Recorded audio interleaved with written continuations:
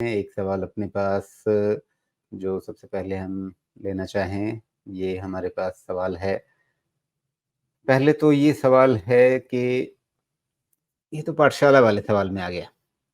कैसे पता करें कि कोई शेयर जो है, वो कंसोलिडेशन में है या कंसोलिडेशन में जा रहा है और कब कंसोलिडेशन से बाहर निकलेगा? टेक्निकली देखें, चार्ट में देखें, तो इस चीज़ को कैसे समझें? या टेक्निकल चार्ट्स के अलावा कोई और भी पैरामीटर्स आप यूज़ करते हो इस बात को समझने के लिए?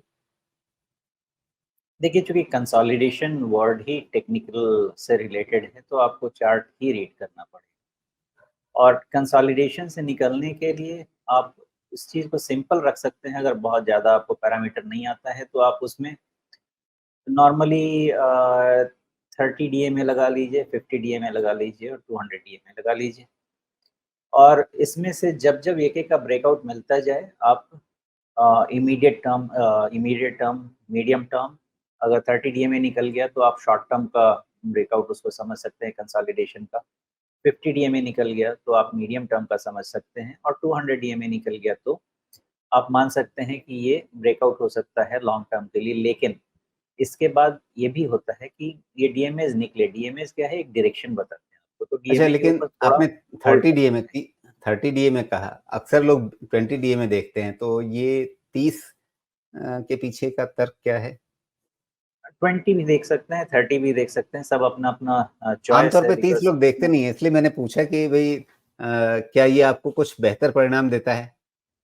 नहीं, देखिए डीएमए 26 भी देखा जाता है, 10 भी देखा जाता है, 9 भी देखा जाता है, 20 भी देखा जाता है, 30 भी देखा जाता है, डिपेंडिंग अपॉन आपके चार्ट में क्या फिट बैठता है, आप उसको फिट कर सकते हैं। इन जनरल आप ठीक कह रहे हैं कि 20 डीएमए लोग देखते हैं short term trading stand point से, वो भी सही बात है।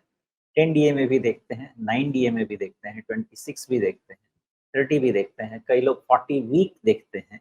सबका अलग-अलग पढ़ाई है और हर नंबर्स हर पे एप्लीकेबल नहीं होते हैं।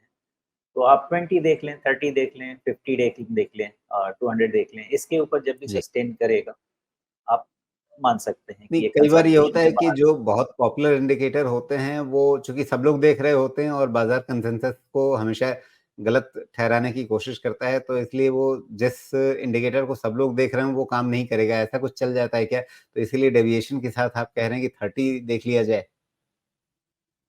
देखिए बहुत अगर सब लोग इंडिकेटर देख रहे हैं, तो ज़्यादा उम्मीद है कि वो इंडिकेटर काम करे। बिकॉज़ फिर ट्रेड भी उसी के हिसाब से बनेंगे ना, सब बिठाएँगे। अगर 20 डीएमए के ऊपर निकलने के बाद सभी ब्रेकआउट मान रहे हैं, तो सब उसके बाद खरीदेंगे ही ना। तो वो तो ज़्यादा अच्छा है कि सब एक को फ़ॉलो करें, लेकिन फ़ॉल्स ब्रेकआउट्स भी होते हैं। तो इसीलिए अलग-अलग पैरामीटर लगा के देखना चाहिए, सबका अपना एक्सपर्टीज़ होना चाहिए उसके लिए। इनफैक्ट मैं कोई भी डीएमए हो, अगर मुझे बहुत डीप देखना होता है, तो मैं उसका हाई, लो, क्लोज़ सबको अलग-अलग एनालाइज़ करता हूँ। फिर उसके ऊपर मार्जिन ऑफ एरर डालता हूँ। तो एनालिसिस को या तो सिंपल रख सकते हैं या बहुत माइन्यूट डिटेल पे जा सकते हैं। लेकिन अगर आप एक इन जनरल समझना चाहें तो आप 20 डीएमए भी रख लीजिए बिकॉज़ मोस्ट पॉपुलर 20 डीएमए है शॉर्ट टर्म के लिए और 50 जी, मीडियम टर्म के लिए रख लीजिए और 200 लॉन्ग टर्म के लिए। बिल्कुल।